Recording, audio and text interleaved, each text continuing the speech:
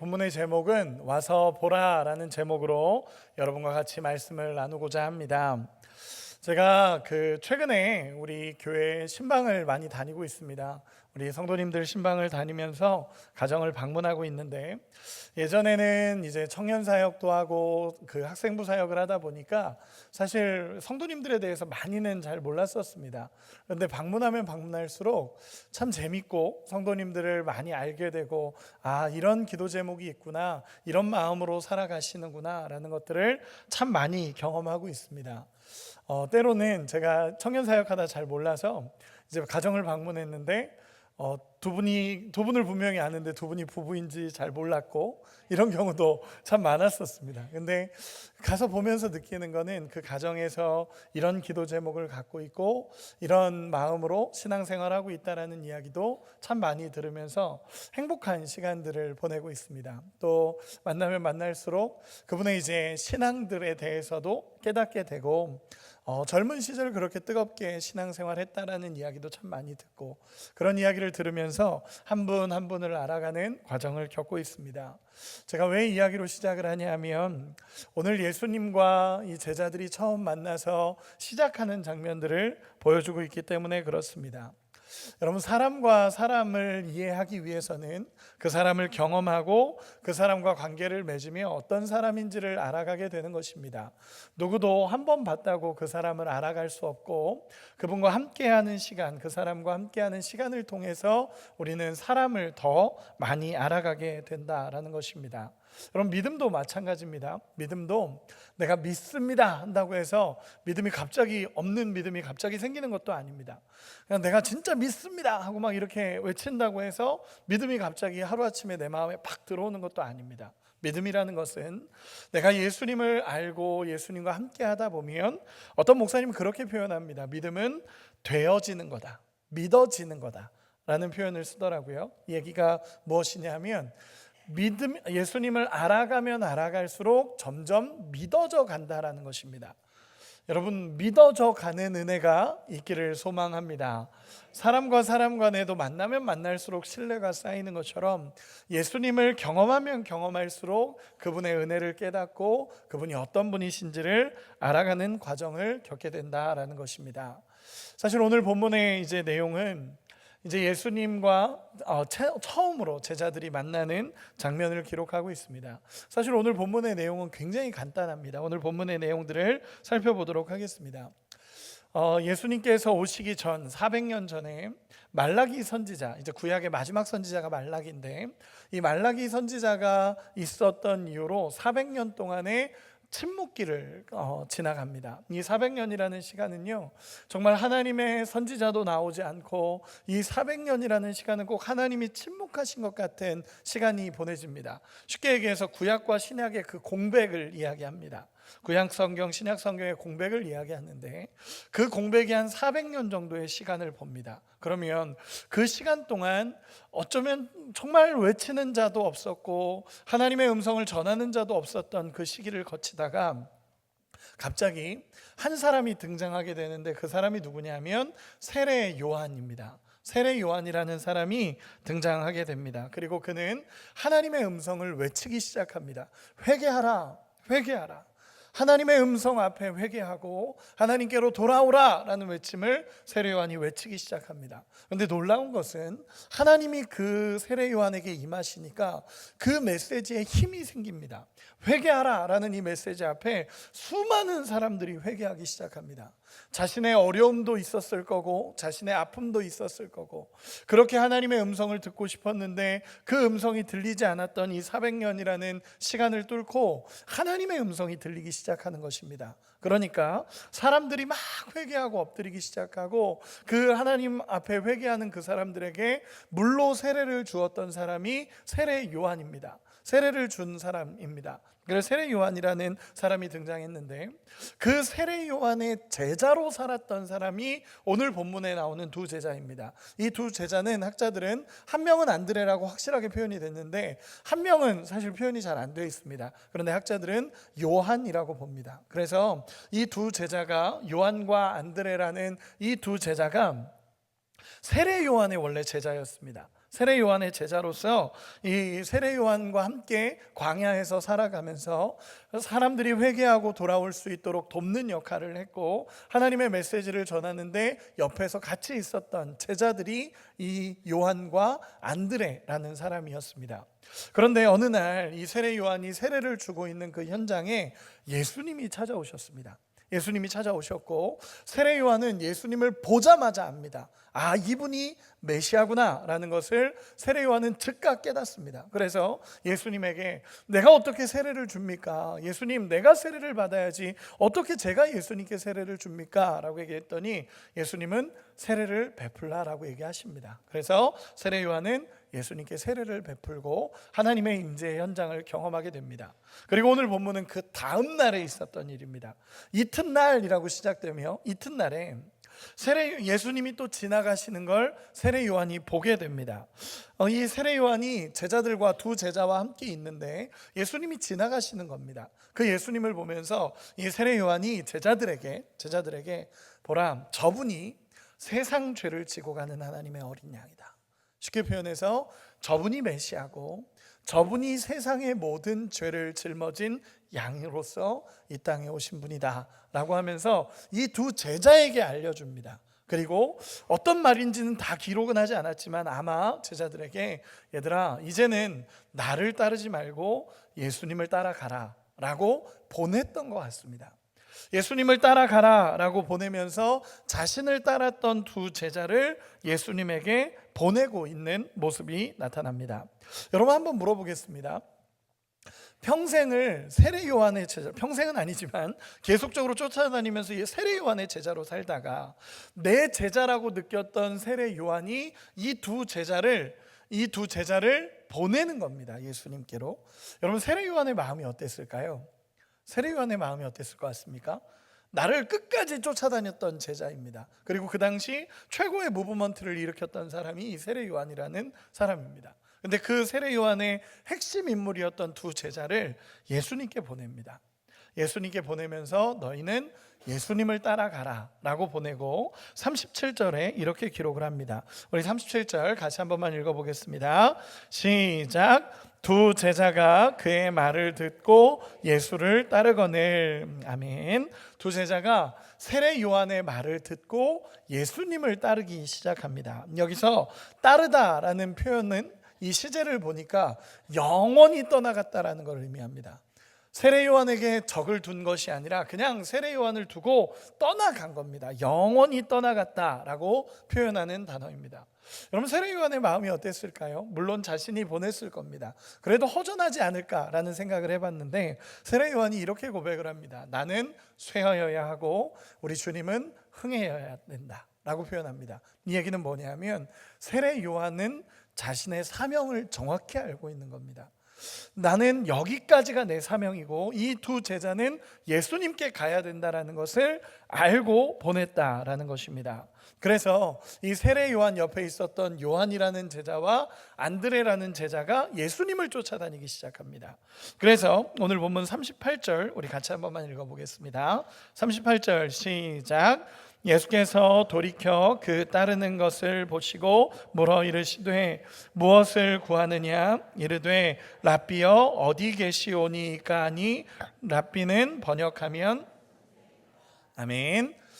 이렇게 예수님을 쫄래쫄래 쫓아다니는 겁니다. 두 제자가 자꾸 예수님을 쫄래쫄래 쫓아다니니까 예수님도, 그 당시에 예수님은 뭔가 유명한 분은 아니었습니다. 이제 사역의 초기다 보니까 예수님을 막 사람들이 따라다니지도 않았고요, 예수님의 제자가 세워지지도 않았습니다. 이제 첫 제자가 세워지는 장면이니까 예수님도 혼자 다니셨습니다. 예수님 혼자 다니고 있는데 이 두 명의 제자가 자꾸 쫓아다니는 겁니다. 예수님을 뒤에서 쫄래쫄래 이렇게 쫓아다니니까 예수님이 이 본문에서 뭐라고 말하냐면 무엇을 원하느냐라고 물어봅니다. 이 두 제자를 보면서 무엇을 원하느냐라는 질문을 이 제자에게 합니다. 조금 더 원어적인 표현으로 제가 번역을 해서 이렇게 이야기하면 이렇게 표현이 됩니다.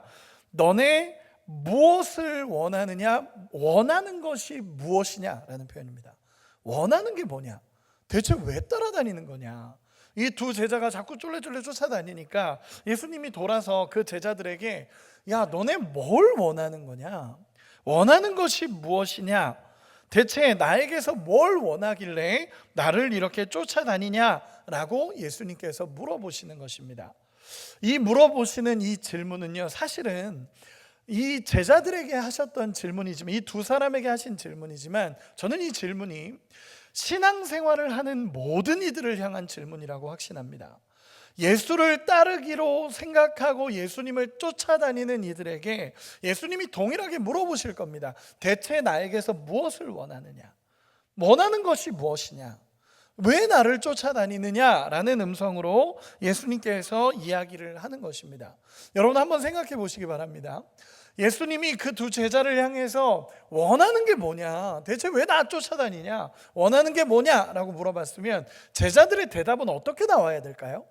제자들의 대답은 어떻게 나와야 될까요? 네, 조용하시죠? 네, 제가 친절하게 대답하겠습니다. 이 제자들의 대답은요, 사실은 나 예수님의 제자가 되고 싶습니다 라던가, 나 예수님을 쫓아다니면서 예수님의 제자로 살아보고 싶습니다, 나 원래 세례요한 제자였는데 예수님이 더 위대하다고 하시니까 내가 예수님 제자 한번 돼보겠습니다, 예수님 나 좀 받아주십시오, 이렇게 이야기해야 정상적인 대화의 흐름입니다. 그런데 이 제자들이 뭐라고 말하냐 하면, 무엇을 원하느냐, 원하는 게 뭐냐라고 물어봤더니 이 제자들이 이렇게 이야기합니다. 제가 다시 한번 38절을 읽어드리겠습니다. 예수께서 돌이켜 그 따르시는 것을 보시고 물어 이르시되 무엇을 구하느냐? 이르되 랍비여 어디 계시오니까 하니, 랍비는 번역하면 선생이라. 아멘. 여러분 이 대답입니다. 원하는 게 뭐냐라고 얘기했더니 예수님 어디 살고 계십니까? 라는 질문입니다. 예수님 집이 어디입니까? 예수님 어디 계시니까? 라고, 랍비여 어디 계시니까? 라는 이 질문을 하는데, 이 질문은 너무 이상한 대답입니다. 예수님이 사시는 집을 묻는 겁니다. 실제로 이 원어적인 표현은 장소의 개념입니다. 그래서 예수님 어디 거하고 계십니까? 예수님 지금 어디 살고 있습니까? 예수님 집이 어디입니까? 라고 예수님께 묻는 것입니다. 실제로 어디 살고 계시는지를 묻고 있는 거고, 예수님 집에 가보고 싶다라는 표현입니다. 예수님 집에 가보고 싶습니다 라는 표현입니다. 제가 교회 우리 성도님들 신방 다니는 것처럼 예수님한테 그렇게 말하는 겁니다. 나 예수님 집에 가보고 싶습니다. 예수님 사시는 곳이 어디입니까? 라는 표현입니다. 이 제자들이요, 나 예수님 제자 되고 싶습니다, 이 표현이 아닙니다. 나 예수님 따르며 살고 싶습니다, 이 표현도 아니고, 예수님 지금 어디 살고 계십니까? 나 예수님 거하는 곳에 한번 가보고 싶습니다 라는 이 표현입니다. 그런데 사실 이 대답이 우리식으로 읽으면 굉장히 생뚱맞는 말처럼 느껴지지만, 이 질문에 대한 대답을 그 유대 문화적으로 이해를 해보면 그 사람의 살고 있는 공간으로 들어가고 싶다라는 표현입니다. 쉽게 얘기하면 나 당신과 함께 있고 싶고, 당신이 있는 곳에 나도 있고 싶고, 그곳에 나도 거하고 싶다라는 표현이 이 표현입니다. 그래서 이 표현을 잘 읽으셔야 됩니다. 이 제자들이 뭐라고 말한 거냐 하면, 내가 그냥 예수님 집에 살고 싶습니다 라는 표현 안에 담긴 의미는요, 당신이 있는 곳에 나도 있고 싶고, 당신과 함께 살면서 당신이 어떤 분인지 알고 싶습니다 라는 표현입니다. 즉 이분의 삶을 알고 싶고, 이분이 어떤 분인지를 알고 싶고, 이분이 어떤 분인지 궁금한 겁니다. 이 세례 요한의 제자로 살다가 갑자기 예수님을 찾아온 거기 때문에 이 예수님이 어떤 분인지 모릅니다. 이 제자들은 어떤 분인지도 모르고, 그냥 세례 요한이 가라 그러니까 가긴 했는데 대체 이분이 어떤 분인지 몰라서 이렇게 대답을 한 겁니다. 나도 당신이 살고 있는 집에 가보고 싶습니다. 당신 살고 있는 집에 가서 당신이 어떻게 사는지, 어떤 환경에서 있는지, 어떤 모습으로 살고 있는지 알고 싶습니다 라고 이야기하는 것입니다. 여러분, 누가 여러분들에게 갑자기 와서 당신 집에 방문하고 싶습니다 그러면 해야 될 게 많지 않으십니까? 집에 가서 청소도 해야 되고 뭐 치우기도 하고 다 그래야 됩니다. 그래서 나중에 와라 라던가 지금은 안 된다 라는 게 보통 대부분의 대답일 것 같습니다. 그런데 39절에 우리 너무나 유명한 말씀, 우리 같이 한 번만 읽어보겠습니다. 같이 읽겠습니다. 시작. 예수께서 이르시되 와서 보라.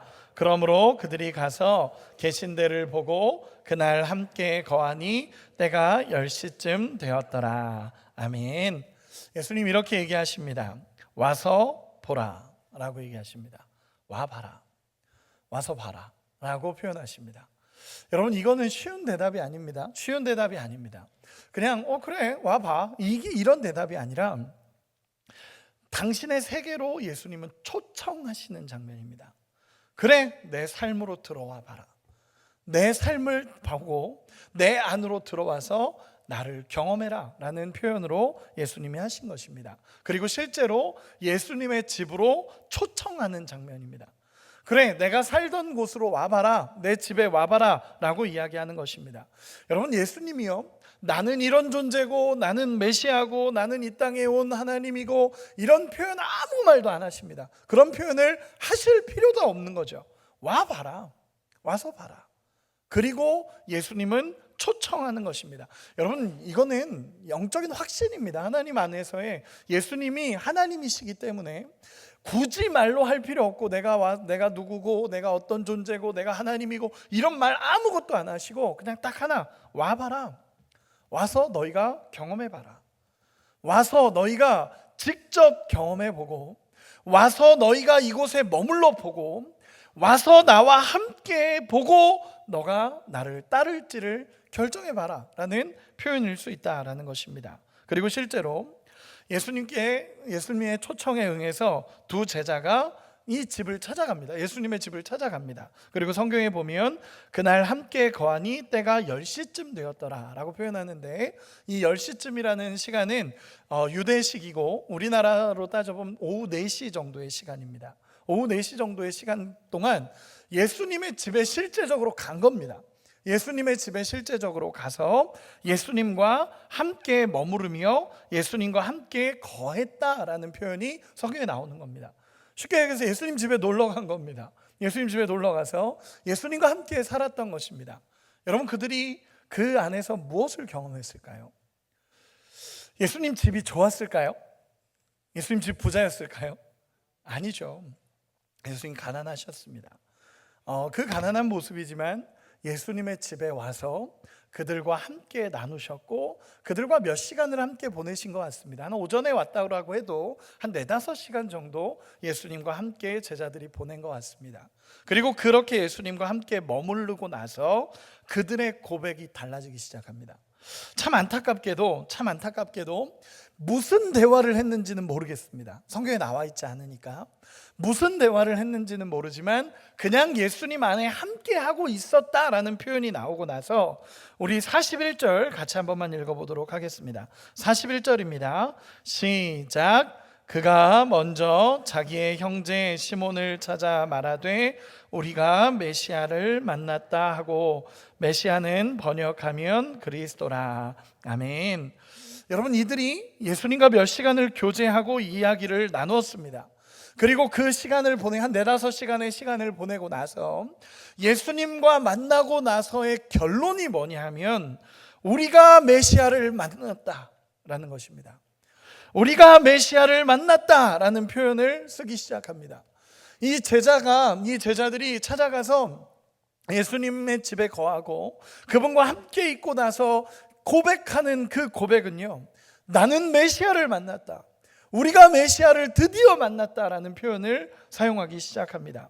어떤 일이 있었는지는 잘 모르겠습니다. 그러나 우리가 유추해 볼 수 있는 몇 가지는요, 여러분, 세례 요한의 제자였습니다. 그들이 세례 요한의 제자로 살았습니다. 세례 요한의 제자로 살면서 세례 요한은 겸손했고요, 하나님의 말씀을 외치는 자였고요, 세례 요한은 세례를 주면서 하나님의 음성을 전했던 사람입니다. 광야에서 살았고요, 정말 철저하게 자기 포기가 이루어졌던 사람이 이 세례 요한입니다.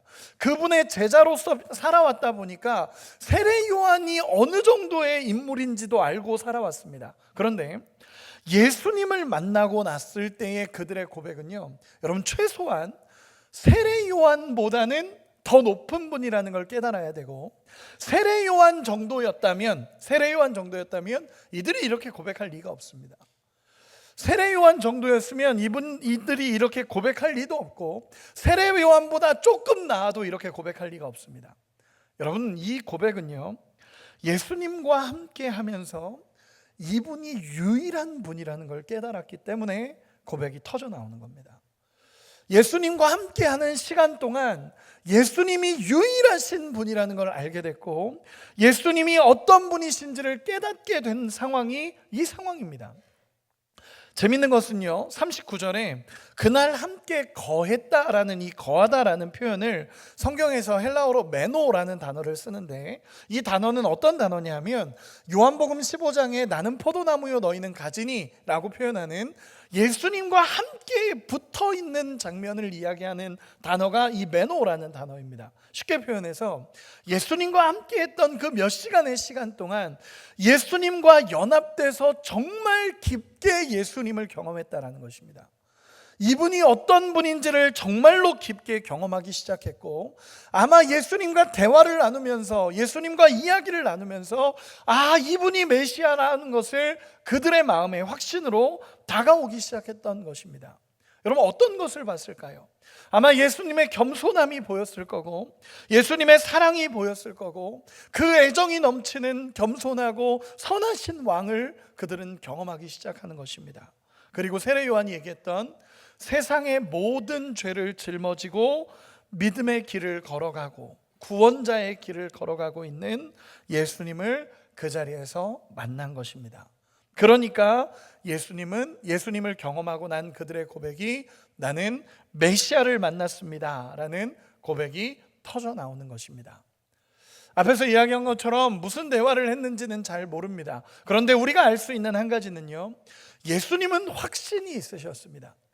와 보라 라는 이 한마디는요, 내게 오면 이들이 깨닫게 될 거라는 확신을 예수님은 갖고 계셨습니다. 와서 봐라 라는 이 초청은요, 그들이 와서 예수님과 거하기만 하면, 그 몇 시간이라도 예수님과 보내기만 하면 예수님을 알고 예수님을 깨닫고 그분이 어떤 분이신지를 그들이 깨닫게 될 것을 예수님은 확신하고 있는 것입니다.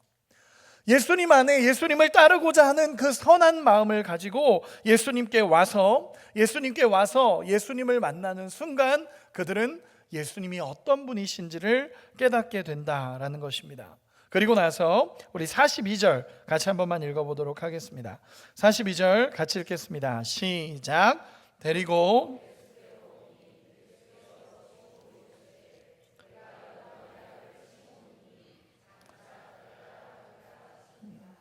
개반은 번역하면 베드로라. 아멘. 여러분, 예수님이 메시아 되심을 경험한 그들의 모습이 어떻습니까? 데리고 옵니다. 그냥 가서 나 메시아 만났다 그리고 데리고 예수님께로 옵니다. 그 데리고 온 사람이 누구죠? 베드로입니다. 데리고 온 사람이 베드로입니다.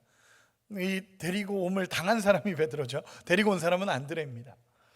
여러분, 예수님을 확신하고 나니까 그때부터는 예수님을 전하기 시작하고, 이분이 메시아라는 걸 알고 나니까 그때부터는 예수님을 전하기 시작했다라는 것입니다.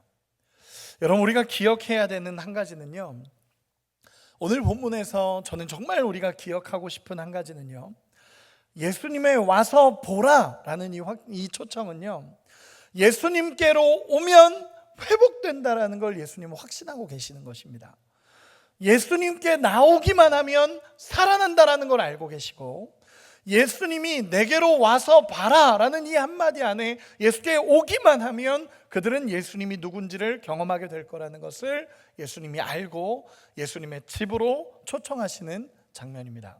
참 재밌는 것은요, 예수님은 나를 따라라 라고 얘기하시지도 않았고요, 내 제자가 되라 라고도 얘기하시지 않았고, 십자가를 지고 나를 쫓으라, 너의 십자가를 지어라 라고 지금 이야기하지 않았습니다. 그건 뒤의 이야기입니다. 뒤의 이야기들입니다. 예수님이 나를 따라라, 내 제자가 되라, 너의 십자가를 지고 나를 쫓아라, 너의 사명을 감당해라, 이거는 그 뒤의 이야기입니다. 그러면 제일 먼저 예수님이 원하시는 건 무엇이냐면, 내게로 와서 예수님이 누군지를 깨닫고 그분의 은혜를 누리라는 초청입니다.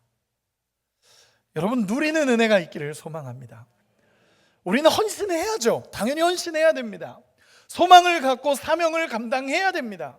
그리고 나의 십자가를 지고 예수님을 쫓아가야 됩니다. 그러나 그 전에 우리가 해야 될 한 가지는 예수님의 와 보라라는 초청에 응답해서 예수님의 집에 가서 예수님 안에 거하고 그분이 어떤 분이신지를 깨달으며 그분의 은혜를 누리는 것이 먼저라는 것을 예수님께서 오늘 보여주시는 것입니다. 그리고 그 은혜를 경험하고 나니까 내가 메시아를 만났고 내가 예수님을 따라갑니다라는 고백이 터져 나왔다라는 것입니다. 여러분, 오늘 예수님은 우리를 동일하게 초대하십니다. 오늘도 예수님은 우리를 동일하게 초대하십니다. 와 보아라. 와서 보아라. 내 집에 와서 두려워하지 말고 내 집을 둘러보고 내가 살아가는 현장을 보고 예수님 안에 들어와서 그 안에 있는 생명을 누리라라고 예수님께서 오늘 우리를 초청하시는 것입니다. 모든 것을 버리고 따르라라고 부르시기 전에 먼저 내 집에 와서 두려워하지 말고 나와 함께 있자라고 말씀하시는 예수님의 음성을 들을 수 있는 우리가 되기를 소망합니다. 모든 것을 버리고 예수님의 제자가 돼서 따르기 전에 예수님이 어떤 분이신지를 먼저 경험하고 예수님의 집에 들어가서 그분의 은혜를 누리는 것이 먼저라는 것을 오늘 본문에서 예수님께서 계속 말씀하시는 것입니다. 그래서 구약 성경에 보면요, 계속 이런 표현들이 나옵니다. 주님은 나의 피난처요, 주님은 나의 은신처시요, 주님은 나의 보호막이시요, 나의 성전이시요, 나의 거처이시요, 나의 집이시요. 이런 다 표현들이 내가 주님 안에 거하고 주님의 집에 거하기를 원한다라는 표현들입니다. 우리 한 구절만 찾아볼까요? 시편 27편 4절 띄워주시면 읽어보겠습니다. 다윗의 고백입니다. 너무 유명한 다윗의 고백입니다. 우리 같이 한번 읽겠습니다. 시작. 내가 여호와께 바라는 한 가지 일,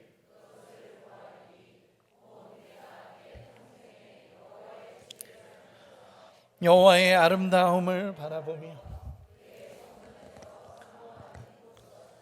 아멘. 여러분, 다윗의 고백입니다. 다윗이 내가 어떤 일을 하는 것이 좋습니다 이런 표현하는 게 아니라 그냥 주님의 집에 좀 거하고 싶습니다. 여러분, 다윗의 표현들이 우리가 시편을 읽다 보면 보이지 않습니까? 내가 세상에서 사는 첫날보다 주의 궁전에서 사는 한 날이 더 좋습니다. 주의 집에 거하기를 원하고 주의 집에 살면서 여호와의 아름다우심 바라보며 그 은혜로 살기를 원합니다라고 고백하는 것입니다. 시편 84편에는요, 주의 집에 사는 자들은 복이 있나니 그들이 항상 주를 찬송하리이다 라고 고백합니다. 요한복음 15장에는 예수님이 이런 초청을 하십니다. 내 안에 거하라, 나도 너희 안에 거하리라. 예수님이 내 안에 거하는 게 먼저라는 것입니다. 내 집에 거하는 게 먼저고 내 안에 와서 나의 은혜를 누리는 게 먼저라고 예수님이 이야기하시는 것입니다. 마태복음 11장 28절, 수고하고 무거운 짐진 자들아 다 내게로 오라, 내가 너희를 쉬게 하리라. 여러분, 생명이 어디에 있습니까? 예수님 안에 있습니다. 여러분, 우리는 사역을 하고요, 헌신도 하고요, 여러 가지 일들을 감당합니다. 너무 감사한 일이고 행복한 일이고 정말 위대한 일들입니다. 그러나 우리가 그 전에 해야 되는 한 가지가 뭐냐면 예수님이 어떤 분이신지를 알고 그분의 은혜를 누리는 것이 먼저라는 것입니다. 예수님의 통치 안으로 들어가서 그분이 원하시는 그 따뜻함 속에 들어가서 예수님의 그 온유함과 겸손함으로 들어가서 예수님의 은혜를 누릴 수 있는 삶이 되어야 된다라고 예수님께서 먼저 이야기하시는 것입니다. 그 은혜를 누려야 믿음으로 살아갈 수 있습니다. 우리 옆 사람에게 이렇게 축복합시다. 예수님 안으로 들어갑시다. 예수님 안에 생명이 있습니다. 이제 우리가 질문해야 될 한 가지가 있습니다. 이렇게 질문해 보고 싶습니다. 내가 지금 거하고 있는 곳은 어디입니까? 여러분, 지금 어디 거하고 계십니까? 예수님 집에 거하고 계십니까? 질문입니다. 여러분, 질문입니다. 대답을 해주셔야 됩니다. 예수님 집에 거하고 계십니까? 네, 감사합니다. 아니요가 너무 크게 들려서. 네, 감사합니다. 네, 어디까지 했죠? 네, 감사합니다. 예수님 안으로 들어가서 그분의 은혜를 경험하는 삶이 되어야 된다는 것입니다. 솔직한 고백에 감사하며 저도 그렇습니다. 저도 때로는 예수님 안에 거하는 삶이 너무 없는 것 같이 느껴지고, 여러분 그럴 때 있지 않으십니까? 뭔가 사역을 하고 있고 정말 하나님의 은혜로 무언가를 하고 있는데 내 마음이 그냥 퍽퍽한 시간들이 때로는 있지 않으십니까? 없으시군요. 네, 때로는 있지 않으십니까? 저도 그럴 때가 있습니다. 그럴 때마다 하나님 안에 내가 거하고 있는가? 내가 지금 예수님 집에 있는가? 예수님 안에서 내가 평안을 누리고 있는가를 계속적으로 점검해 봅니다. 성경은 계속 이야기합니다. 로마서에 보면요, 이렇게 이야기합니다.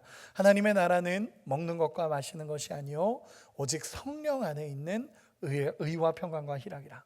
성령 안에, 예수님 안에 있는 의와 평강과 희락이 있다는 것을 이야기합니다. 예수님 안에 거하면 하나님과의 올바른 관계 안에 기쁨과 평강이 있다는 것을 성경은 계속 이야기합니다. 그래서 오늘 예수님이 이야기하시는 것은 무엇이냐면요, 예수님의 제자가 되어 생명 걸고 예수를 따라가기 전에, 우리의 생명을 예수님께 바치고 그분의 길을 걸어가기 전에 우리가 해야 할 일은 무엇이냐면 예수님의 전에 거하며 그분의 은혜를 누리며 살아가는 삶이 되어야 된다는 것입니다. 여러분, 그 은혜를 누리는 우리가 되었으면 좋겠습니다. 저는 우리 평안교회 부임하게 되면서 참 많이 고민하고 기도하고 우리 성도님들을 위해 기도하면서 하는 한 가지의 기도는 정말 예수 안에 거하는 기쁨을 누렸으면 좋겠습니다. 물론 치열하게 살아가야죠. 우리가 믿음 안에 살아가야 되고 치열해야 되고 정말 하나님 안에서 믿음으로 정말 누리면서 끝까지 승리하며 살아가야 됩니다. 그러나 그 전에 우리가 해야 될 것은 무엇이냐면 예수님의 따뜻하심 안으로 들어오기를 원합니다. 그분의 온유하심을 경험하기 원하고 그분의 위대한 사랑을 경험하기 원하고 그분과 함께하는 기쁨을 누리기를 원합니다. 그 기쁨이 있어야 치열하게 믿음으로 살아갈 수 있습니다. 이 세상을 살아갈 수 있는 힘은요, 확신합니다. 예수님이 어떤 분인지를 알 때 우리는 살아갈 수 있습니다.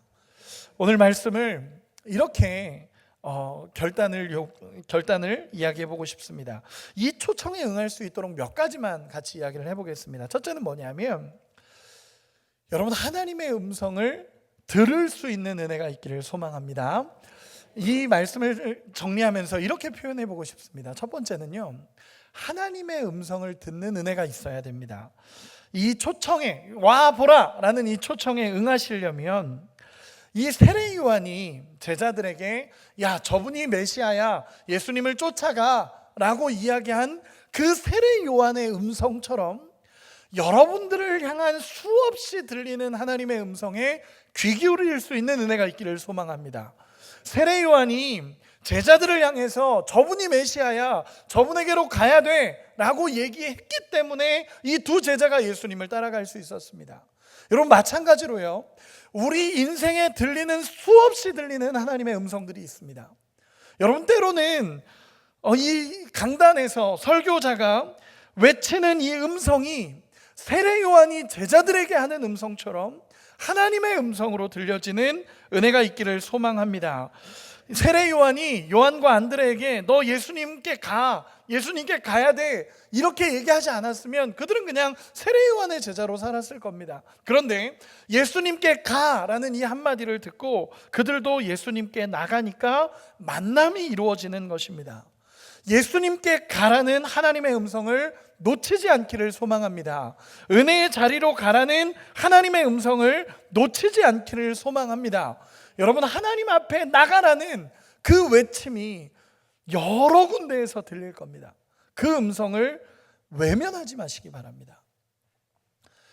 예배의 자리를 회복하라는 그 음성이 에이 또 목사님 그 얘기 하시네, 아니요, 하나님이 하시는 음성으로 내게 들려지면 그 예배의 자리를 회복하는 것이 하나님의 능력임을 고백하게 될 것입니다. 여러분 죄송합니다. 새벽을 깨우라는 이 말이 여러분 하나님의 음성처럼 들려지기를 소망합니다. 정말 세례 요한이 예수님께 가라고 말하는 것처럼 새벽을 깨웁시다, 기도의 자리를 회복합시다, 예배의 자리를 잊지 맙시다 라는 이 한마디 한마디가 하나님이 우리에게 하시는 음성처럼 들려져서 그 자리를 회복하기를 소망합니다. 우리는 온갖 핑계대고 반론을 제기하면서 예수님에 대해서 가지 않으려고 하고 보지 않으려고 하고 정말 안 가려고 하는 게 우리의 모습 아닙니까? 만약에 세례 요한의 제자들이 가라라는 이 음성 듣고 나 안 갑니다, 버티고 있으면 예수님 못 만납니다. 그런데 그 음성을 듣고 가니까 예수님을 만나는 것입니다. 제가 예전에 사역했던 교회의 담임 목사님께서 간증을 하시면서 그런 얘기를 한 적이 있습니다.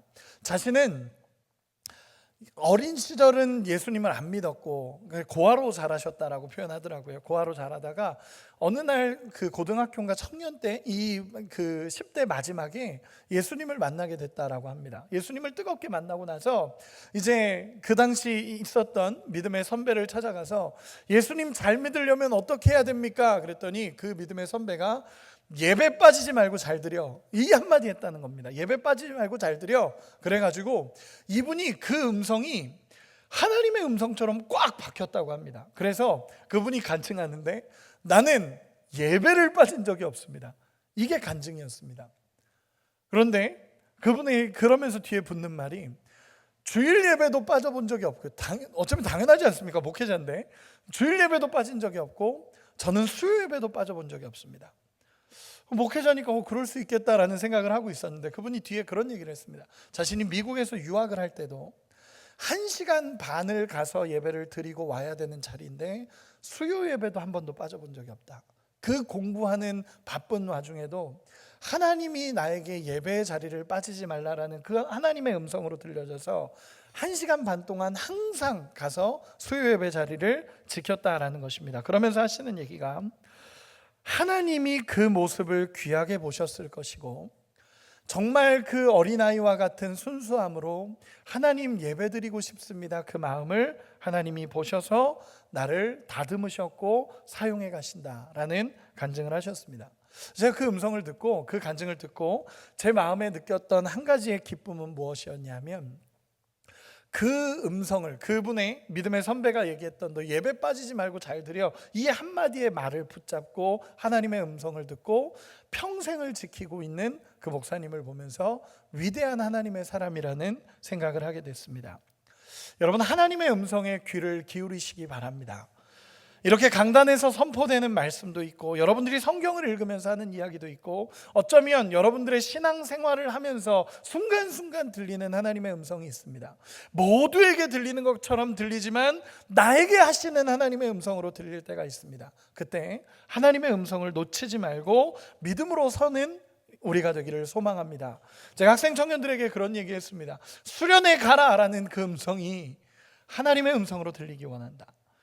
예배의 자리를 회복해라 라는 음성이 하나님의 음성으로 들리기 원한다 라고 이야기합니다. 여러분, 정말 우리에게 하시는 하나님의 음성이 들려질 때 하나님 앞에 나갈 수 있습니다. 그런 은혜가 있기를 소망합니다. 두 번째는 하나님의 음성을 들었다면 두 번째는 거해야 합니다. 거하다라는 아까 표현에서 말씀으로 나눴던 것처럼 그분 앞에 나아가 담대하게 시간을 보낼 수 있는 우리가 되기를 소망합니다. 여러분, 예수님께 시간을 쓰는 걸 아까워하지 마시기 바랍니다.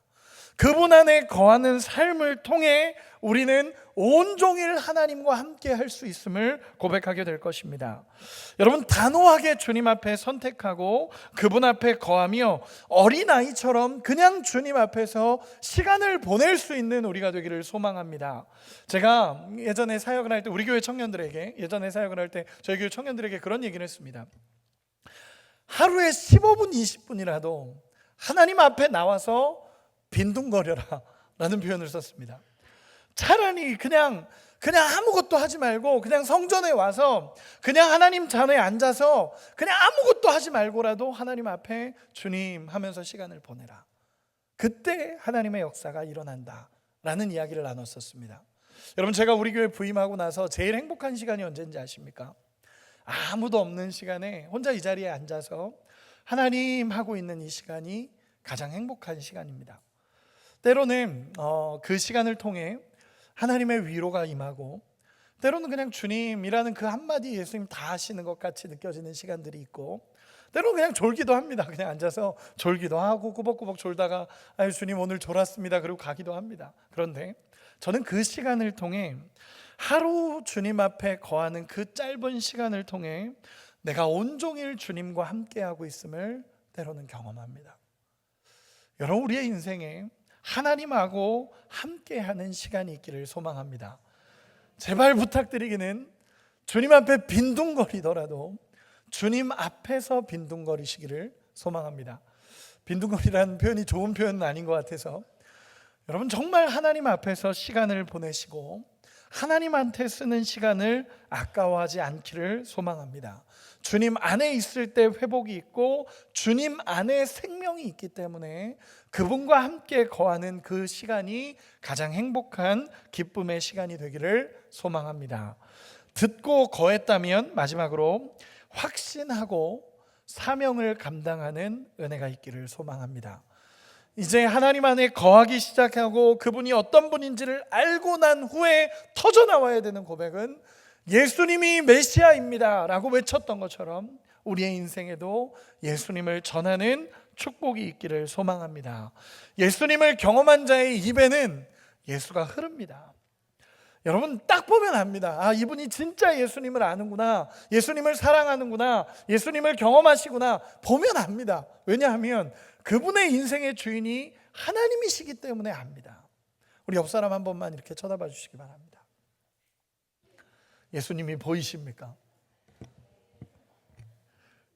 피를 토하는 듯한 아멘이 나오는 우리 안에 예수님이 보여지는 은혜가 있기를 소망합니다. 정말 예수님과 함께하는 기쁨을 누리고 예수님을 만났다라는 고백이 우리 안에 있어서 이 안드레가 베드로를 끌고라도 데리고라도 예수님께 와서 이분이 메시아다라고 표현하는 그 확신이 있었던 것처럼 우리 안에도 예수님으로 인한 확신이 있기를 소망합니다. 다시 한번 말씀을 정리해 보겠습니다. 여러분 기억해야 되는 한 가지가 있습니다. 그것이 무엇이냐면 예수님은요, 사명의 자리로 초청하기 전에, 제자로 부르기 전에, 십자가를 지라라고 말씀하시기 전에 가장 먼저 하신 일은 내 집에 와서 내가 어떤 존재인지를 누리라고 예수님 얘기하십니다. 여러분 이것이 은혜의 회복입니다.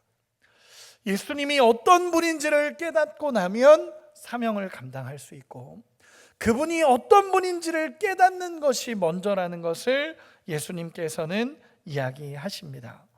예수님이 돌아오라라고 말씀하시는 그 음성을 듣고 예수님 안에 거하기로 결단할 수 있는 우리 모두가 되시기를 소망합니다. 예수님을 경험하면 그 인생이 달라집니다. 믿으십니까? 예수님을 경험한 인생은 다릅니다. 그 예수님과 함께 살아가는 은혜가 있기를 소망합니다. 말씀의 결론을 맺겠습니다. 때로는 우리가 사역을 하면서도 지치기도 하고 힘들기도 합니다. 또 뭔가 희미한 것 같고 내가 이 길을 걸어가는 게 맞는가라는 고민이 때로는 될 때가 있습니다. 그때 예수님의 이 음성을 기억하셨으면 좋겠습니다. 다른 어떤 것보다 나를 따라라 라고 이야기하시기 전에, 너네 제자가 되라 라고 말씀하시기 전에, 십자가를 지고 따라오라 라고 말하기 전에 우리 예수님은요, 예수님 안으로 초청하십니다.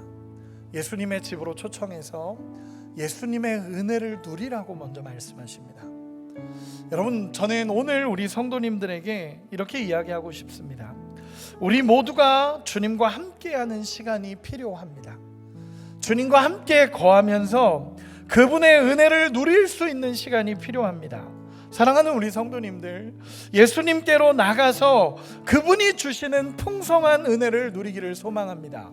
예수님이 오늘 우리에게도 동일하게 질문하실 겁니다. 무엇을 원하느냐? 이 예수님을 졸졸 쫓아다녔던 그들을 향해 예수님이 무엇을 원하느냐라고 물어봤습니다. 그때 그들은 주님 안에 거하기 원합니다. 주님을 알고 싶습니다 라는 고백을 통해 예수님을 알게 됩니다. 여러분들에게도 동일하게 묻고 싶습니다.